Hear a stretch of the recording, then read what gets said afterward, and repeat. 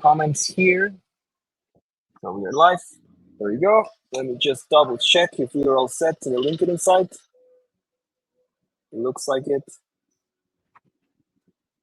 I always do this because the first time.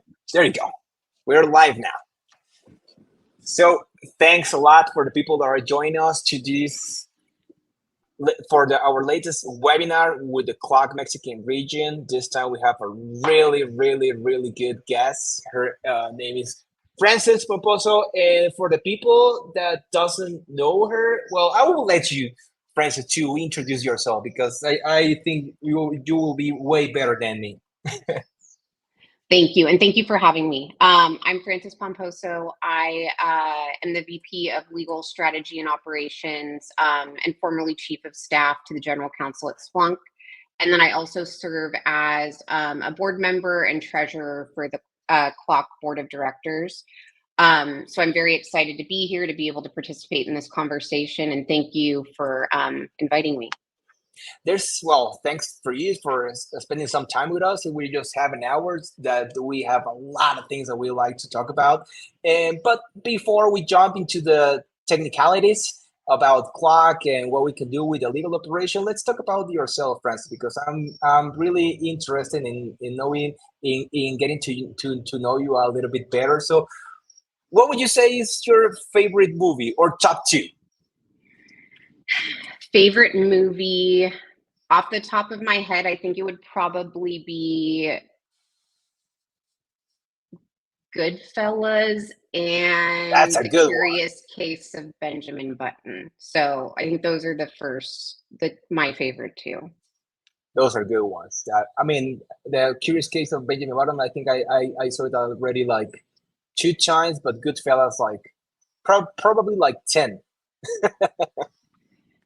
Yeah, people either love it or they hate it. So, I mean, the cast is amazing. So it's a really good one to watch for the weekend. So people, if you haven't watched it, now you have one on your list for the weekend. And Francis, so let's jump to the question that we have here because so we created this regional chapter in Mexico about a little bit more than a year ago, and we're talking with some of my friends and general counsels.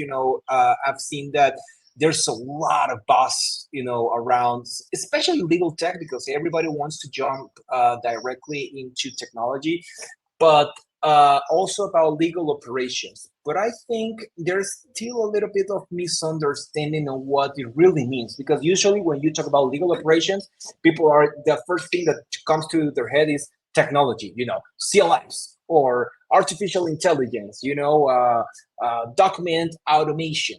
So for somebody that still in that phase of knowledge, what can you tell them about what is actually legal operations and especially like why is it important to have or at least have a legal operations department inside any organization? So I think with legal operations generally, the purpose is really about running your legal department, legal function, or like legal services that you're providing like a business. Like that's the most simple way to put it. When you think about how attorneys and departments and legal departments are set up and like general counsels are utilized typically, you obviously have like a CEO or a founder coming in and then they set up their executive staff. When you think about general counsels, and this is changing a little bit with like the emergence of kind of more operational focused curriculums in law schools, but business operations and how to run a department like a business isn't something that is necessarily taught in law school or when attorneys are coming up at firms.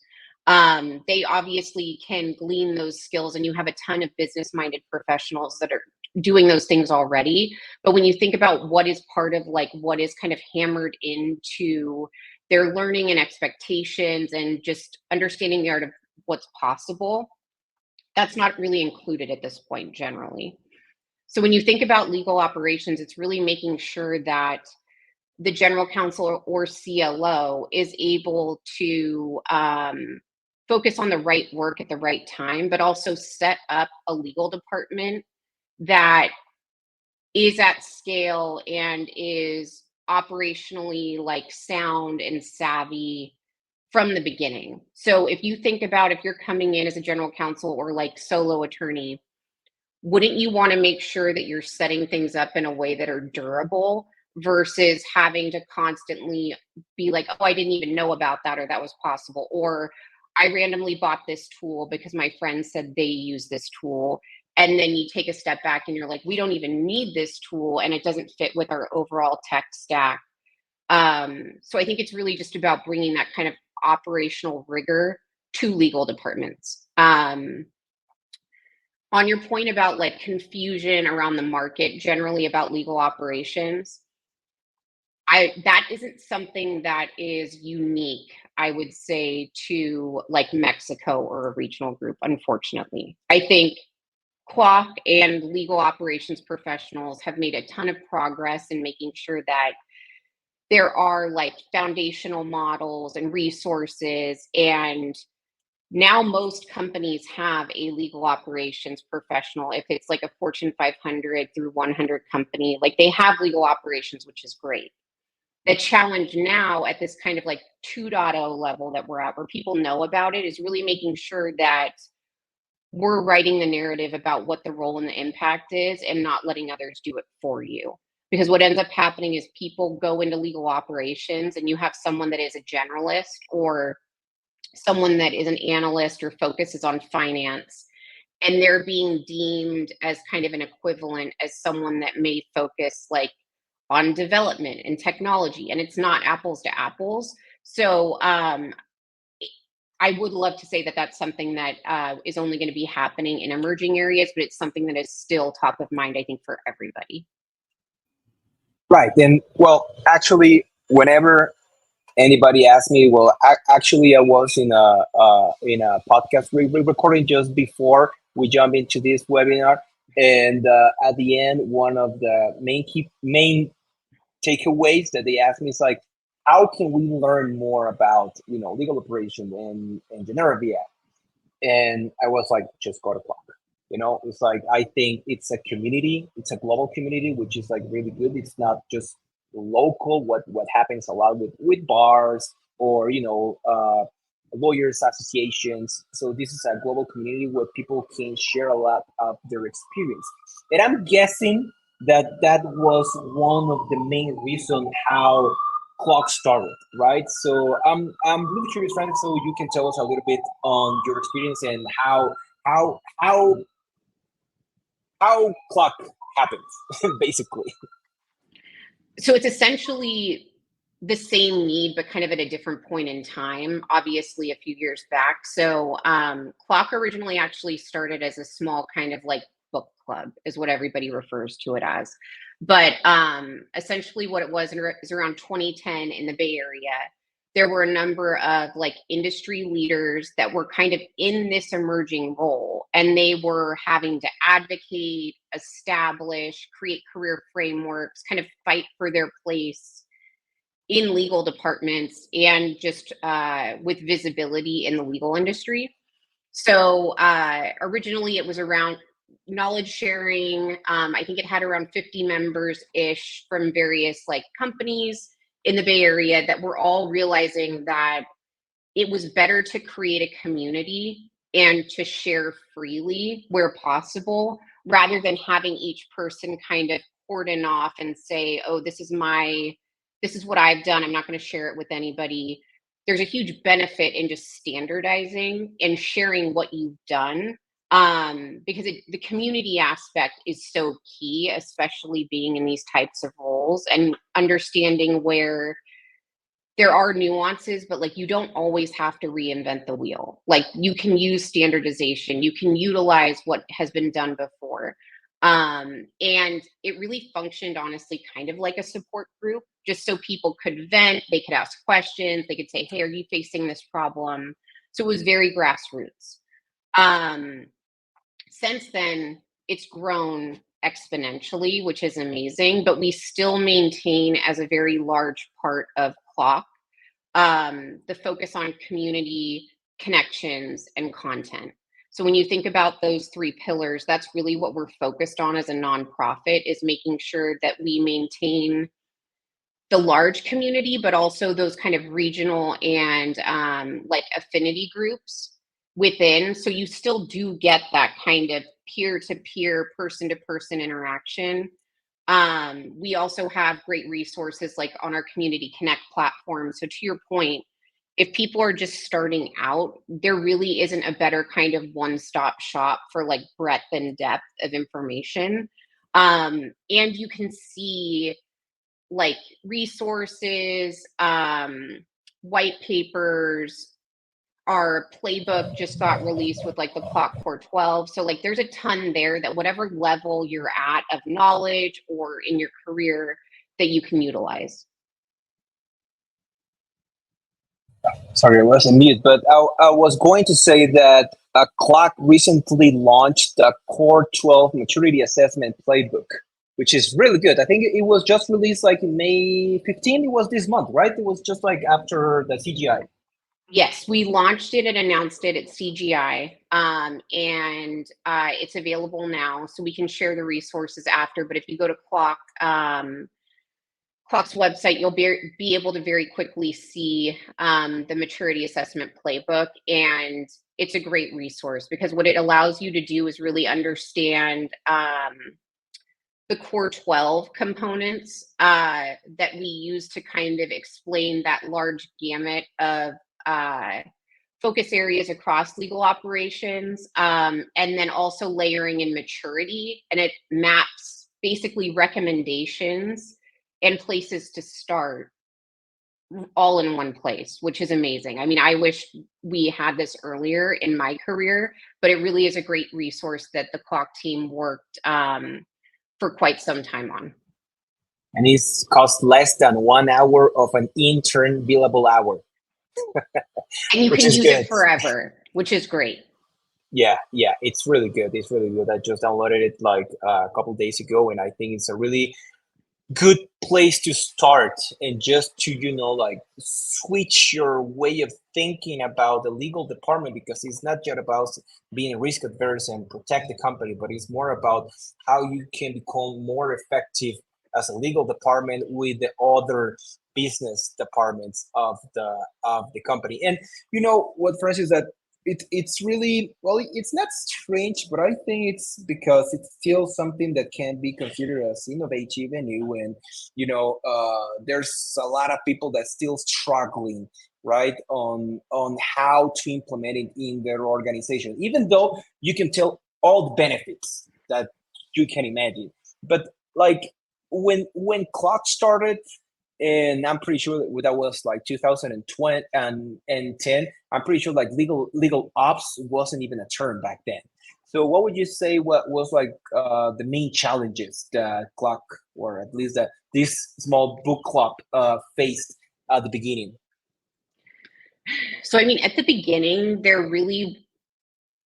it was about creating and establishing kind of credibility and funding, and then advocacy. Because when you think about when a general counsel or anybody needs to get a head count, there normally is a little bit of like a song and dance that people have to do to kind of establish like the need. And I think when years back, and it can occasionally happen now, when people are talking about like funding legal departments, there oftentimes was just kind of an assumption and lack of information. So the assumption would be that you would only hire attorneys, when in actuality, yes, you need attorneys to practice law, but you are setting up a department that, again, should be durable. And legal is a customer service org. So when you think about organizations like operations or like sales ops, HR, any areas where there's like customer facing interactions or like internal company interactions, you can't just set something up and be like, oh, I hope it works, and not get feedback and not iterate. So having a legal ops person and that understanding for the impact and why you need to invest in an operations professional versus an attorney at certain points in time, that was a barrier. I think titling and leveling was and still can be an area of contention, just because, again, the worst thing anybody can do is just throw somebody into a role. And if they are expecting them to operate as a VP and then they have them leveled as a manager, not only are you creating kind of an inequity and a barrier for that person to climb for a good amount of their career, but it also just isn't, you're not set up and optimized to have the person hit the ground running. Because yeah, I mean, you're not valuing people if you don't have them leveled appropriately, and it's not apples to apples. Again, like if you look at the core 12, there's so many focus areas and it's not a checklist.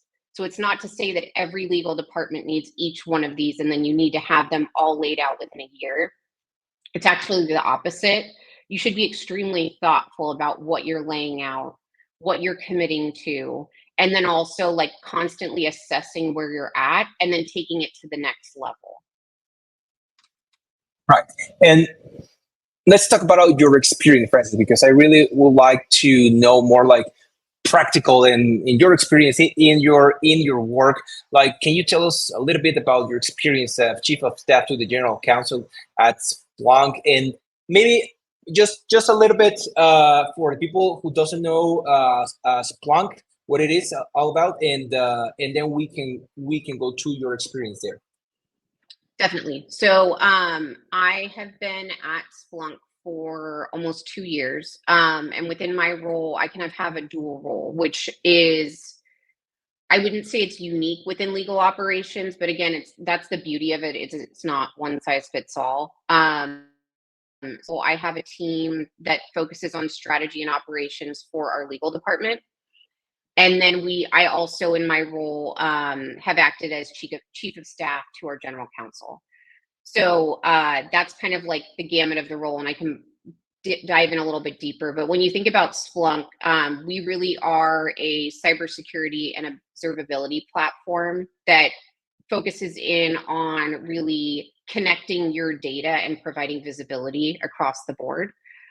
We were recently acquired by Cisco. So we are now a Cisco company, and we're in the midst of that kind of like integration. But that's kind of like the highest level what Splunk is.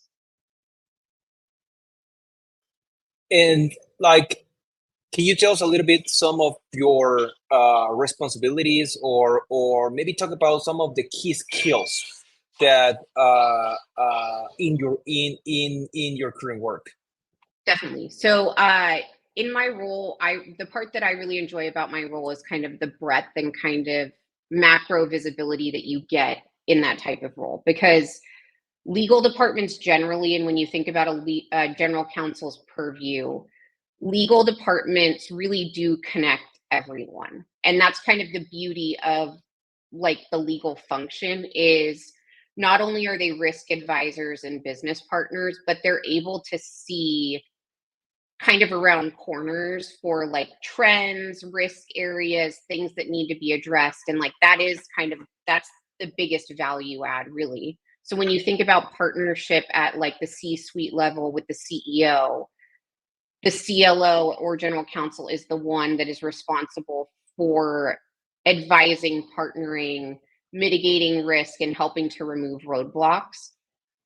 In my role as the chief of staff, I've had the benefit of really being able to dive in and really solve large scale problems, but also get visibility into what's going on from the general counsel's perspective, which allows me to be more strategic in my role and make sure that I'm not having kind of a myopic viewpoint when it comes to like my recommendations or what's going on in tech or what's going on with the company overall.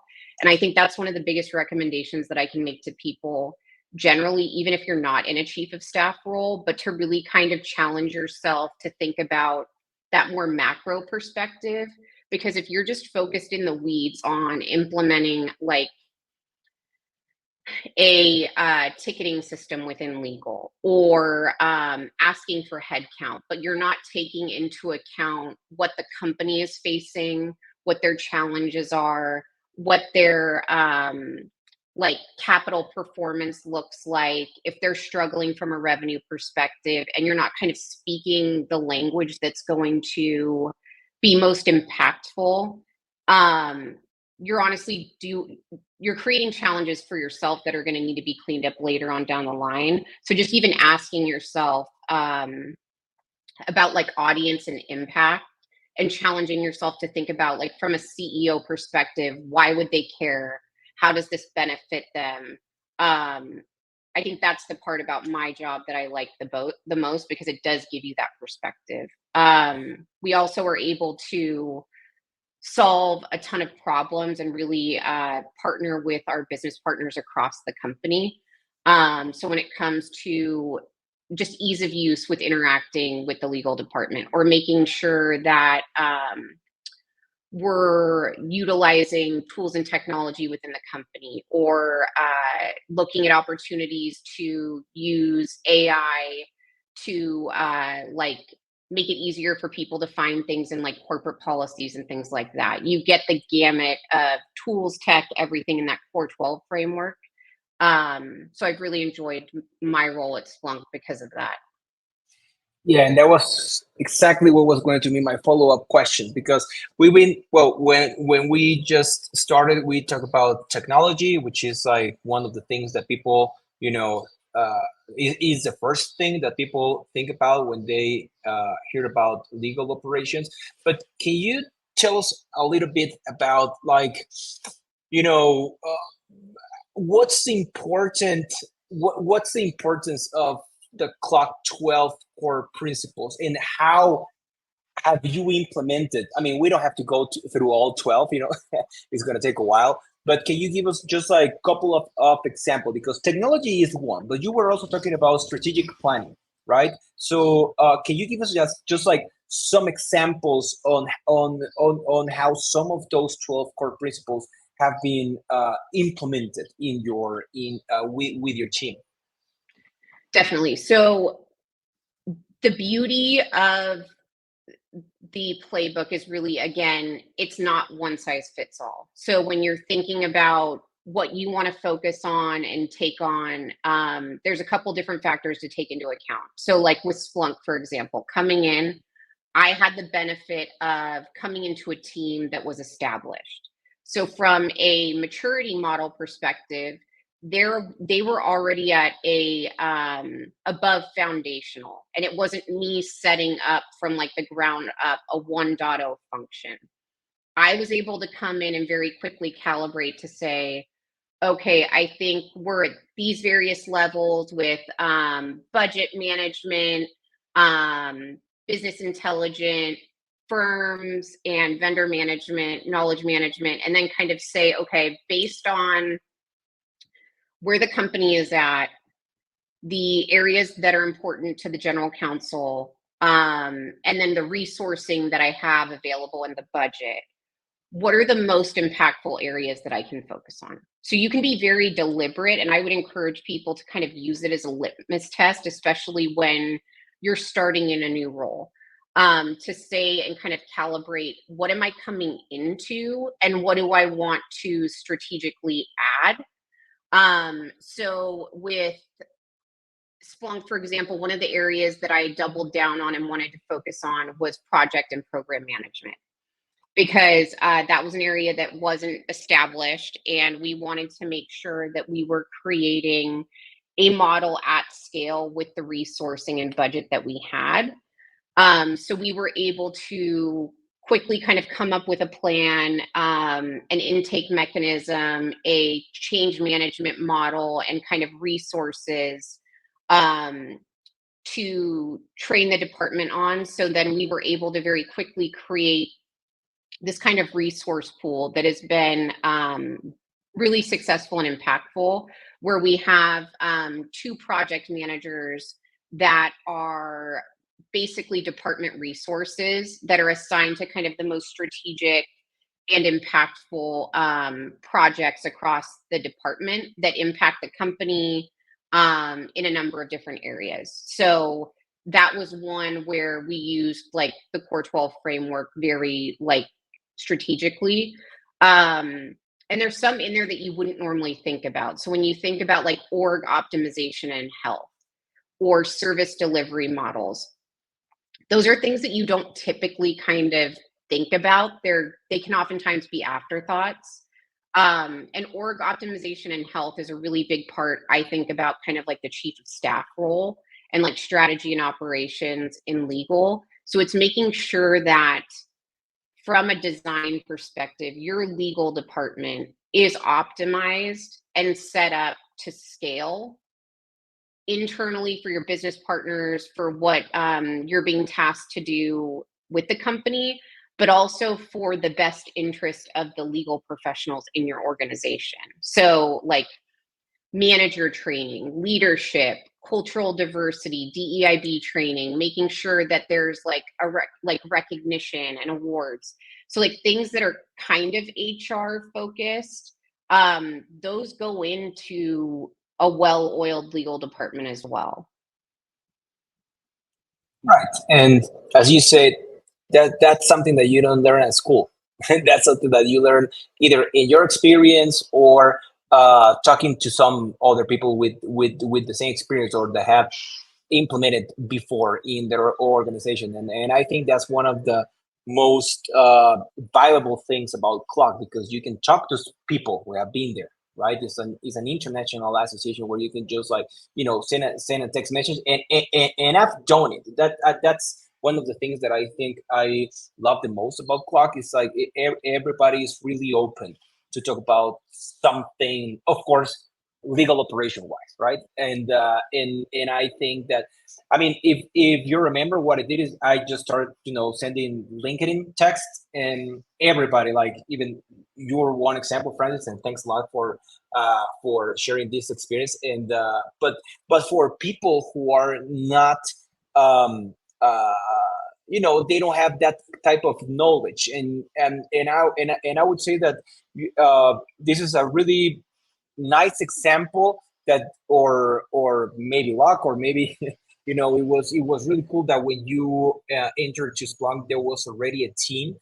But that's not the case for, I would say, 99.9% of the companies, especially in LATAM. Like, what would you say it can be like one first step, right? If there's nothing there, and I think like another important thing, of course, it's budget. Like what would you your recommendation to, let's say, build a business case, so you can either present it to the general counsel, so the general counsel can go to the CFO, like, this is what we need and this is why we need this money. So there's a couple different points you touched on. The first is 100% with like the role that I'm in now. That is in no way the normal use case. So like that was one of the areas where, again, it's a challenge for me coming in, because there already was kind of that established kind of foundational program, which is great. All of the other places that I've worked at recently with like Workday and Lyft, they did not have that. So coming in, it was me setting it up from the ground up. I think it's really important when you're coming into a new role, regardless of what stage the legal department is at, is to come in and do not make any assumptions.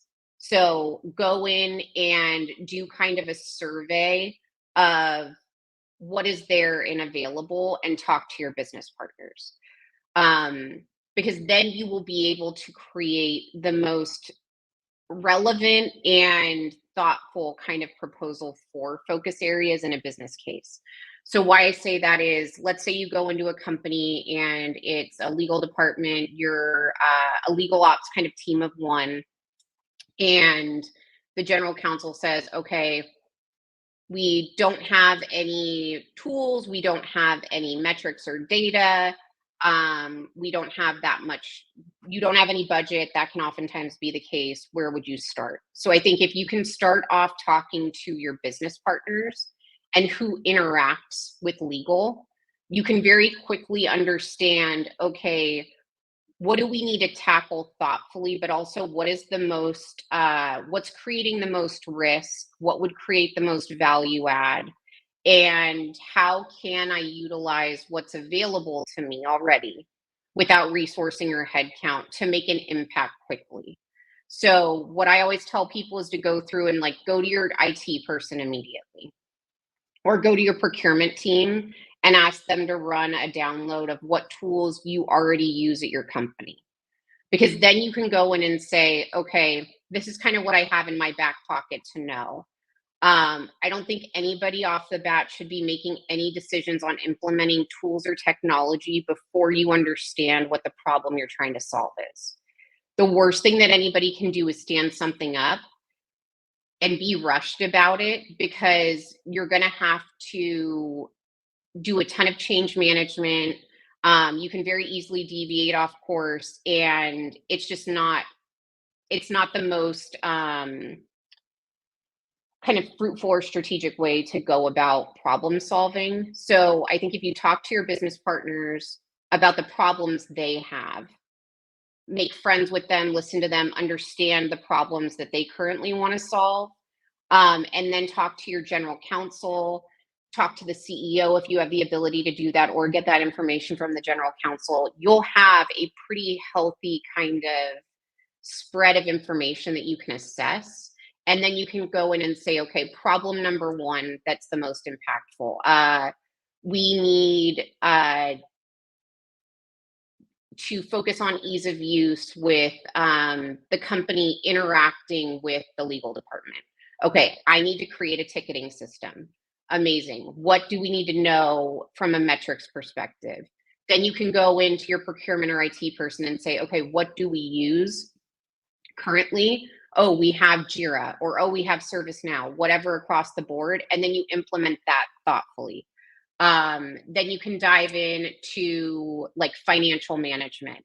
That's one of the areas that I would focus on right off the bat, is because legal budgets can often be so complex and unwieldy. And especially outside of legal, they can kind of be a black box because the information is confidential, or if you're like in litigation, it's like tons and tons of money that you can't really quantify value add on. So being on top of your finances and understanding like the controls and resourcing associated with it, that's an area where you can very quickly lose credibility if you don't have a handle and understanding on your budget. So yeah, I think the first two things that I would recommend anybody focus on if you kind of have the gamut available to you is financial management, and then how you're servicing and connecting with your customers. And then those two areas alone will give you a ton of data for metrics like touch points, like cost to serve, or how long like interactions or cycles on tickets are. You could do like net promoter score very quickly. So those are areas that I think are impactful and manageable right off the bat. Yeah, and I also think that talking to the other stakeholders, let's call them like that, it's very important because now you can understand the pain points. And you touch something that I think it's very underrated, which is the change management, right? Because you can see a lot of problems. I mean, after talking to procurement, to sales, to IT, to marketing, whatever, depending on the vertical your organization is.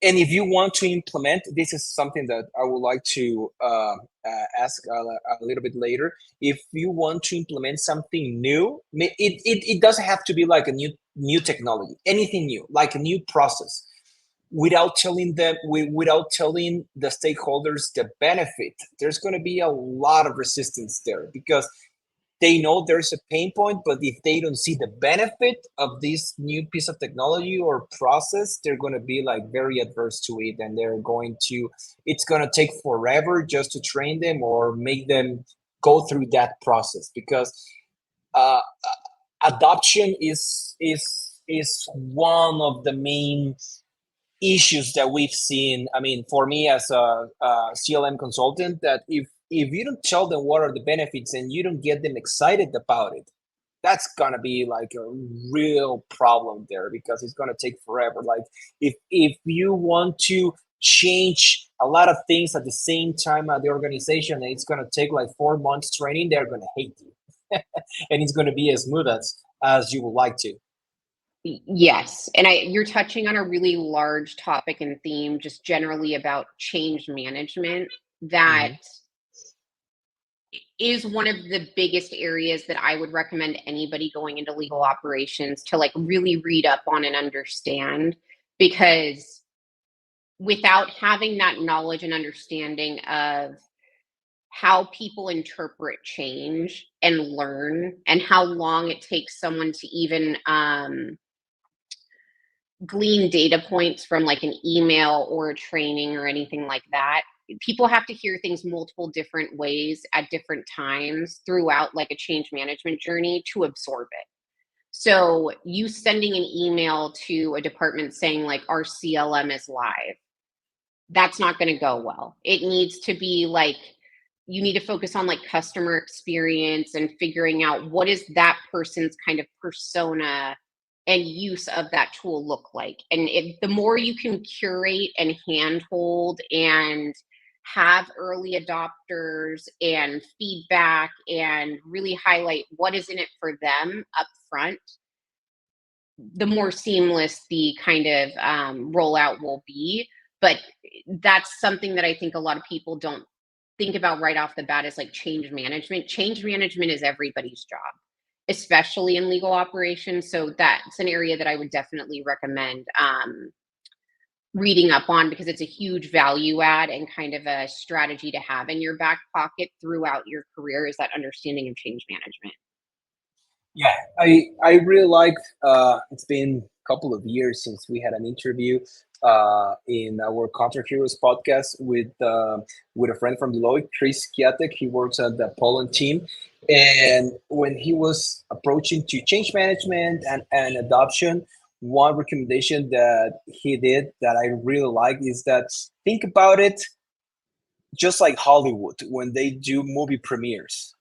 You want to get people excited about it. So when you go live, people want to be there, right? This is something that you can also do with a new piece of technology. You just like tell them what are going to be the benefits, so they don't think about the training like like something that they just don't want to do, because everybody is very stressed. Everybody has a lot of workload. It's always a lot if it's going to be at the end of the quarter or whatever. If you don't have them excited about this new change or this new piece of technology, there's going to be a lot of resistance. And if you're the owner of that project, that can be like very frustrating, because you have worked so much. You've been doing all these interviews to the main stakeholders, but once you want people to start adopting this new piece of technology, it's not gonna be pretty.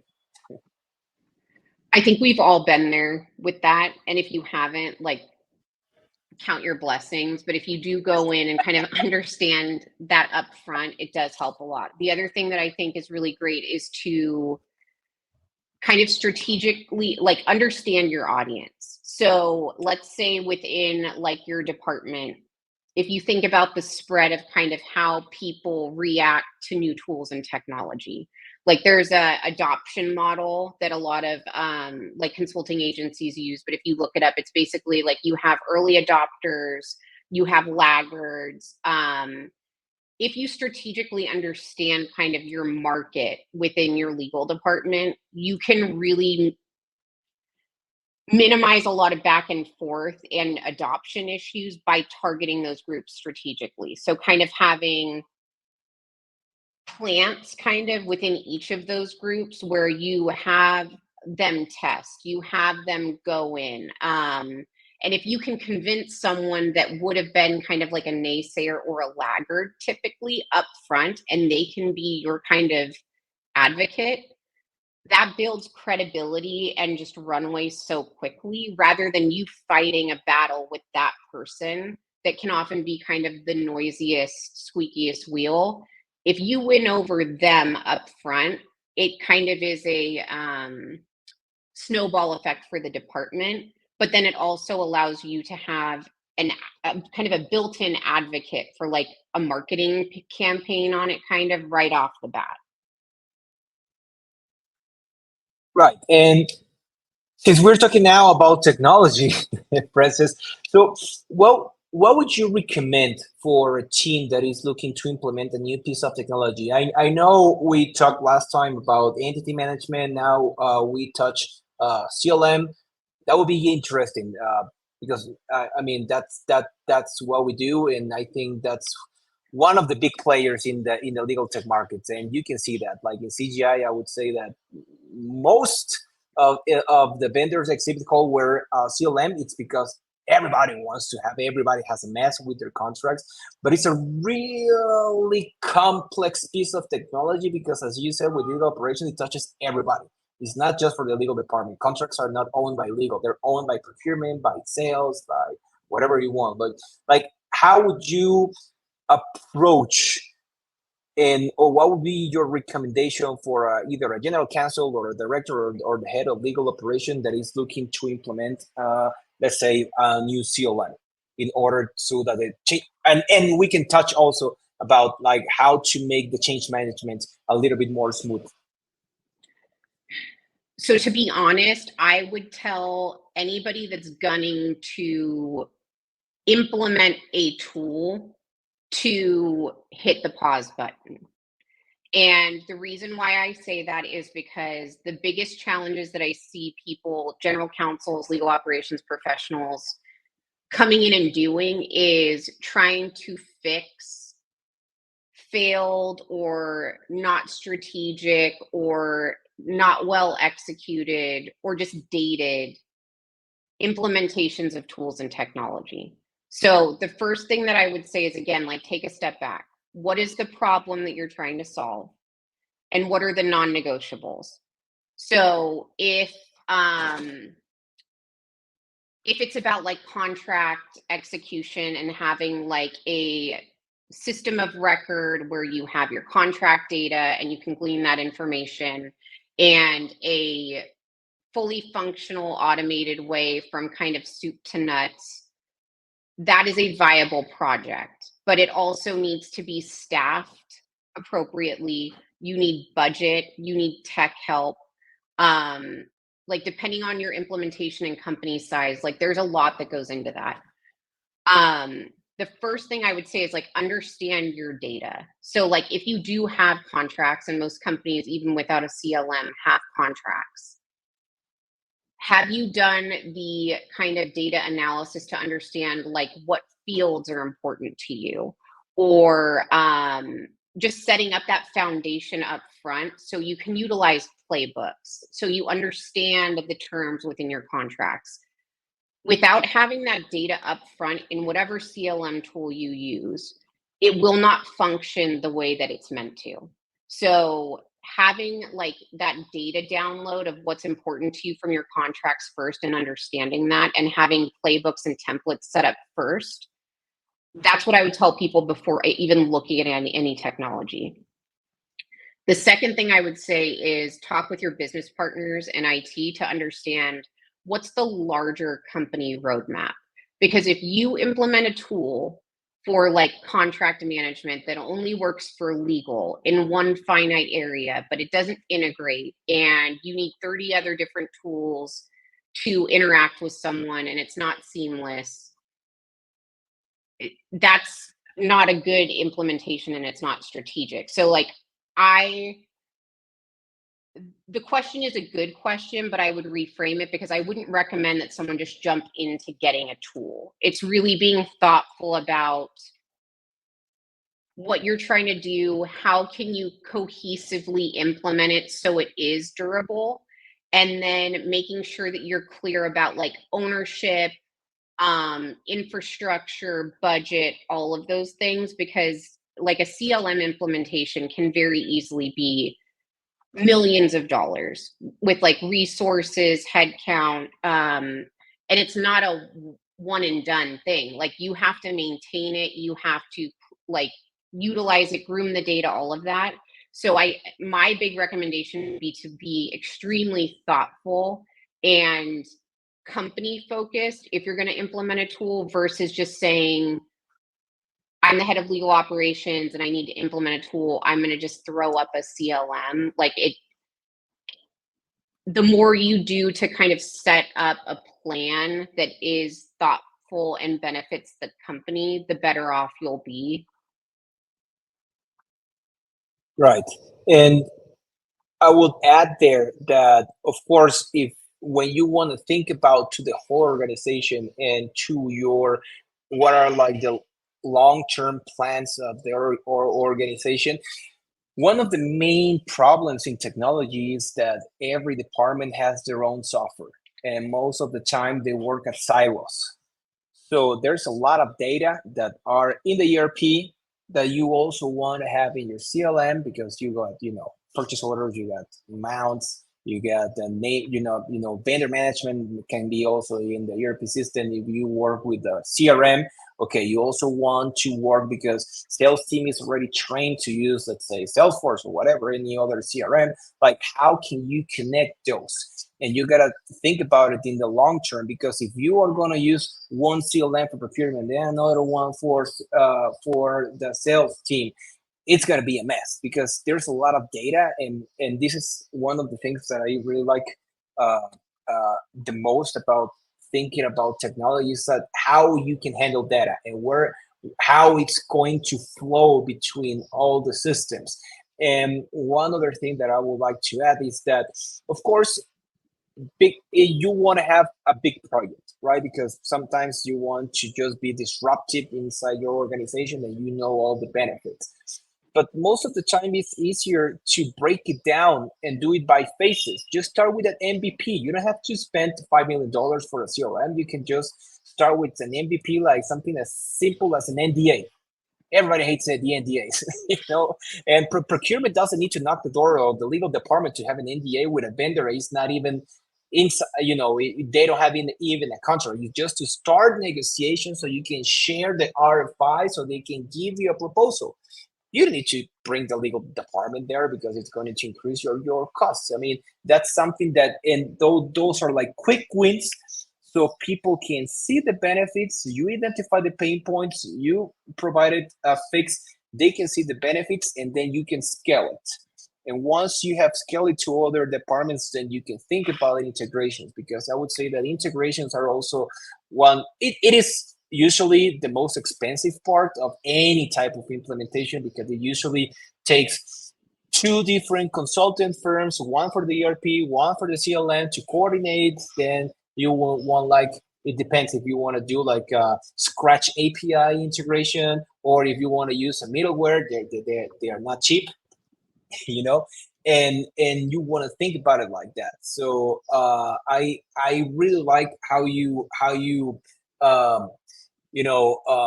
said that you need to have a step back, just to see like the big picture. Where do you want to go?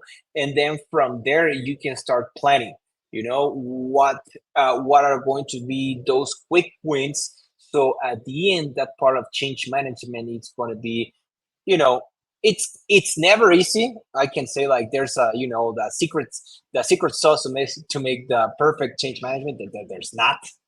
Every organization is different, but this is something that can help it, right? Can help it. You still have to train your staff, but this is something that can be done and can make your life a lot easier. And one last topic that I would like to talk with you, Francis, is, of course, we talk about, like bringing stakeholders, doing those calls on what are like the main pain points, or what they need to fix, uh, uh, to make their organization more efficient.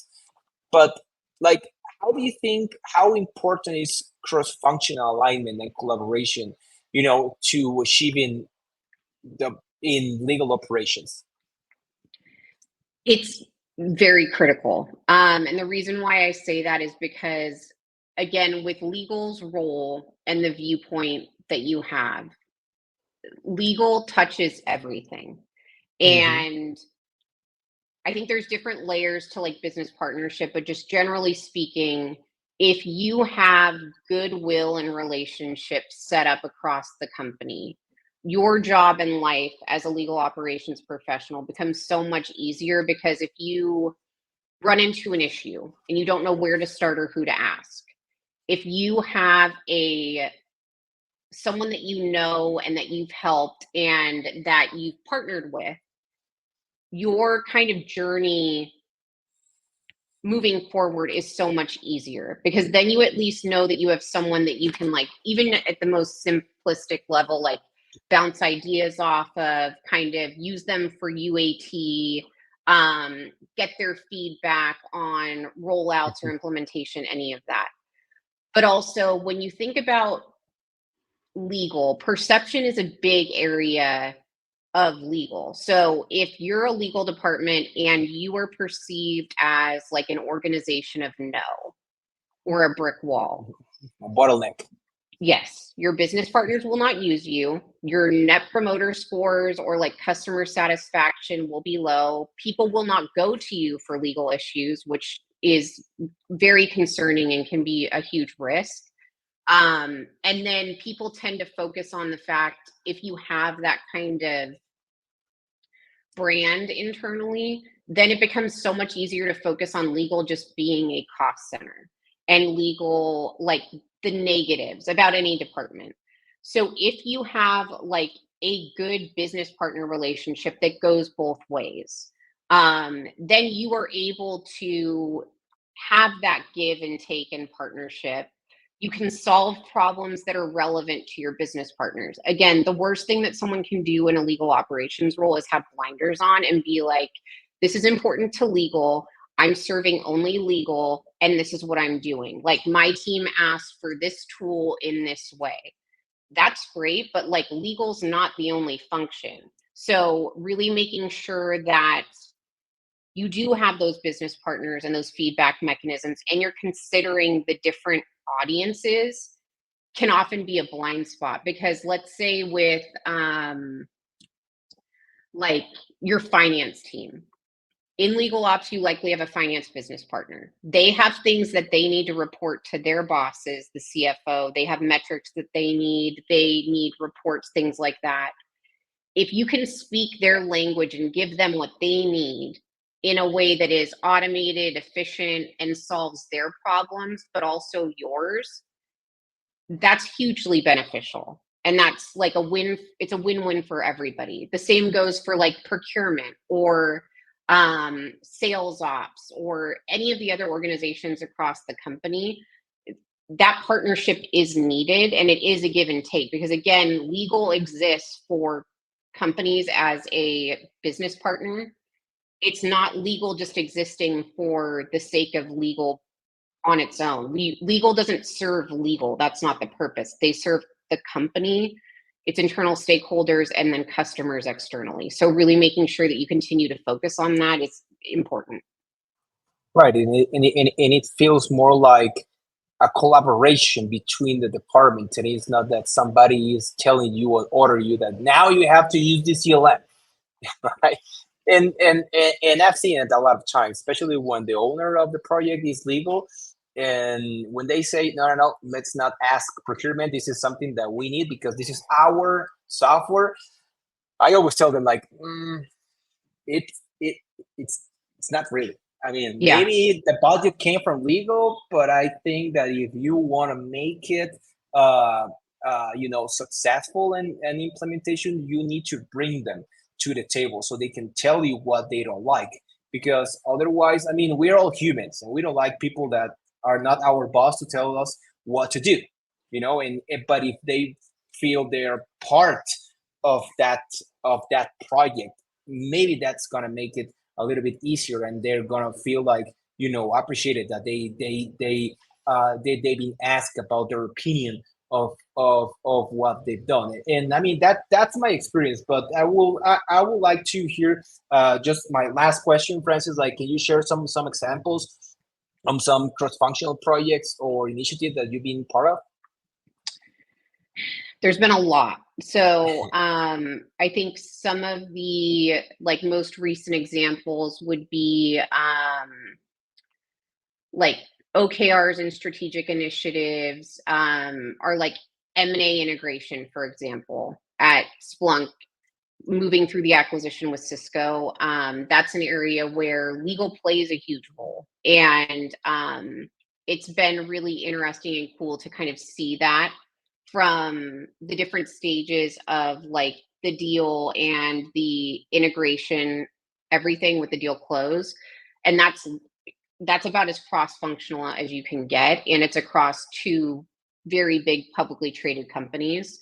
I've rolled out CLM solutions at multiple companies. Like it depends on like the focus area that you want to focus on, but like the fun ones are normally when you think about cross-functional initiatives, like the more different groups and stakeholders that you have, oftentimes obviously the more complicated they are, but the more kind of proud you are at the end of it, because you have something that's truly like a company-wide resource that's not just you being able to see the impact. It's like a company-wide tool that's leveraged. So like at Lyft, for example, we implemented a CLM right off the bat from like the ground up. And that required a ton of change management integrations. And I think that's everybody's kind of journey, regardless of like what tool or focus area. You have the benefit to lead very cross-functional and impactful initiatives if they're done well in legal operations. So like that's yeah, if there's a specific like area you want to know about, I'm more than happy to talk about it. But I think that like that's the benefit of the role, is like pretty much a good amount of the projects we focus on at this point are strategic kind of cross-functional initiatives. Awesome. Well, Francis, I loved all your experience that you have shared with us. I really appreciate that you're taking this time to talk about your experience. And also my goal here in the Mexican region is just to spread the clock gospel, so people learn and be more connected with people and experts like you or any other member of CLOC. And if people would like to follow up on anything or your work, what would be the best way to reach out to you? Feel free to reach out on LinkedIn, and shout out obviously to CLOC. So again, like there's a ton of resources available.